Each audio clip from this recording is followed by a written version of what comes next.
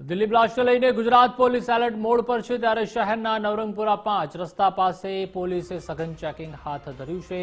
Police દ્વારા road પર ગાડીઓનું checking હાથ ધરવામાં આવ્યું હતું.